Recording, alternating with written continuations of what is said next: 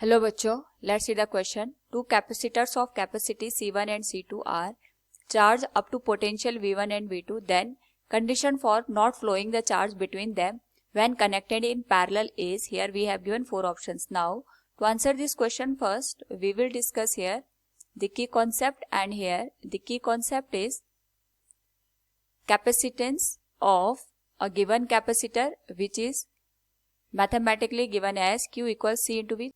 और we can say here now जो हमारे पास कैपेसिटर होता है ये एनर्जी को स्टोर करता है in the form of the electric field. According to the question हमारे पास यहाँ पे दो कैपेसिटर्स हैं जिनके कैपेसिटी C1 और C2 के बराबर दे रखी है और जो पोटेंशियल है it is V1 and V2.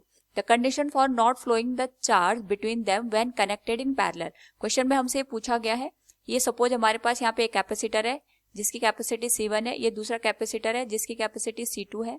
इसका पोटेंशियल यहाँ पे V1 के बराबर है और इसका पोटेंशियल V2 के बराबर है और हमने इन दोनों को यहाँ पे पैरेलल में कनेक्ट किया है.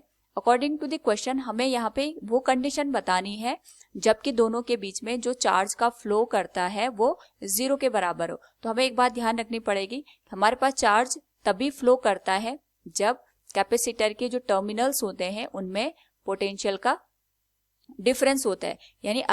यानी हमारे पास जो कैपेसिटर दे रखा है उसका जो पोटेंशियल डिफरेंस है या उसके जो टर्मिनल्स है उनमें जो पोटेंशियल डिफरेंस की वैल्यू है वो 0 के बराबर है और हम ये कह सकते हैं जो पोटेंशियल है उसके टर्मिनल्स में वो इक्वल है. उस पर्टिकुलर केस में वहां पे कोई भी चार्ज का फ्लो नहीं करता है और चार्ज के फ्लो का होने का मतलब यही होता है कि एक एंड का पोटेंशियल दूसरे एंड के पोटेंशियल से यहाँ पे डिफर होगा तभी जाके यहाँ पे चार्ज का फ्लो पॉसिबल है. हमें क्वेश्चन में ये बताना है कि वो कौन सी कंडीशन होगी जब दोनों कैपेसिटर के बीच में जो चार्ज का फ्लो होगा ये 0 के बराबर होगा. तो जो चार्ज का फ्लो है ये 0 तभी हो सकता है जब हमारे पास जो दोनों कैपेसिटर हमने कनेक्ट कर रखे हैं इनका जो पोटेंशियल होगा ये हमारे पास सेम होगा.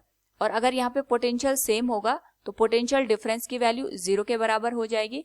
एंड अगर पोटेंशियल डिफरेंस 0 हो जाएगा तो we can say there will be no flow of charge across the given capacitor. So we can say here from the given question the condition for not flowing the charge between them when connected in parallel. तो जब यहाँ पे potential same होगा that is V1 और V2 की value same हो जाएगी. Option C will be the correct one. Hope all you understood it. Thank you and best of luck.